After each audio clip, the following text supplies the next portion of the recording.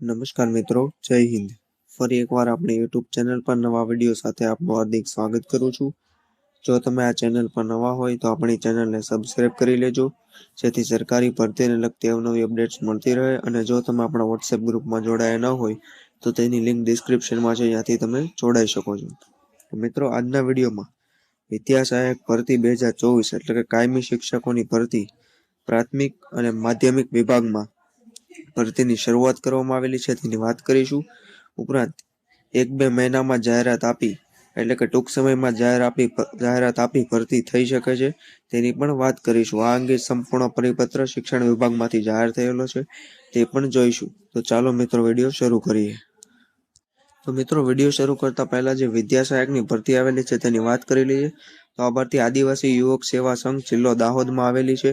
આ આશ્રમ શાળામાં આવેલી ભરતી છે. જગ્યાનું નામ વિદ્યા સહાયક.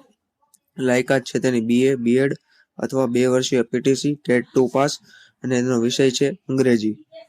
ઉપરાંત આ ઉમેદવારોને આ જાહેરાત પ્રસિદ્ધ થયેથી 15 દિવસમાં નીચે જણાવેલ સરનામે મળી જાય તે રીતે અરજી મોકલવાની રહેશે. ઉપરાંત આશ્રમ શાળાના સ્થળ પર 24 કલાક હાજર રહેવું ફરજિયાત છે. ઉપરાંત વિદ્યા સહાયકને સરકારશ્રીના આદિજાતિ વિકાસ વિભાગ દ્વારા નક્કી કર્યા મુજબ વખતોવખતના પ્રવર્તમાન નીતિ નિયમો મુજબ પગાર મળવાપાત્ર છે.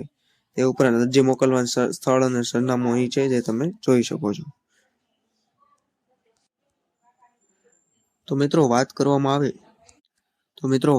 આવે તો આ પરિપત્ર પ્રાથમિક શિક્ષણ નિયામક શ્રીની કચેરી ગાંધીનગર દ્વારા 6 જાન્યુઆરીના રોજ જિલ્લા પ્રાથમિક શિક્ષણ અધિકારી શ્રી તેમજ જિલ્લા શિક્ષણ સમિતિ તમામ અને નગર શિક્ષણ સમિતિ તમામને મોકલવામાં આવેલો છે. આ પરિપત્રનો વિષય વિદ્યા સહાયક ધોરણ 1 થી 5 એટલે કે પ્રાથમિક અને ધોરણ 6 થી 8 એટલે કે માધ્યમિક ગુજરાતી માધ્યમની ખાલી જગ્યાઓ મોકલી આપવા બાબતનો છે, જે આપણે આગળ ડિટેલમાં જોઈશું. તો મિત્રો, પરિપત્રને વિગતવાર જોવામાં આવે તો ઉપરોક્ત વિષય અનુસંધાને જણાવવાનું કે આપના જિલ્લા હસ્તકની ગુજરાતી માધ્યમની પ્રાથમિક શાળાઓમાં 1 થી 5 એટલે કે પ્રાથમિક શિક્ષકોની જગ્યાઓ ખાલી અને ધોરણ 6 થી 8ના શિક્ષકોની વિષયવાર ખાલી જગ્યાની માહિતી તારીખ 1/1/2024ની સ્થિતિએ કામ કરતા શિક્ષકોને ધ્યાને લઈ આ સાથે સામેલ પત્રક 1 અને 2માં તૈયાર કરવા તથા પત્રક 3માં જિલ્લા ફેર બદલી રજિસ્ટરમાં પડતર અરજીઓની વિગત આ કચેરીની 15 જાન્યુઆરી સુધીમાં એક્સેલ ફાઇલમાં શ્રુતિ ફોન્ટ થતા એક સહીવાળી PDF ફાઇલ નીચે દર્શાવેલ ઈમેલ એડ્રેસ પર એક નકલ ટપાલથી મોકલી આપશો. આ માહિતી ચોકસાઈપૂર્વક પત્રકની નીચે નોંધમાં આપેલી સૂચનાને ધ્યાનમાં લઈને મોકલવાની રહેશે. એટલે કે મિત્રો, ટૂંક સમયમાં જ જે શિક્ષણ વિભાગ દ્વારા શિક્ષકોની ખાલી જગ્યાઓ મગાવવામાં આવેલી છે.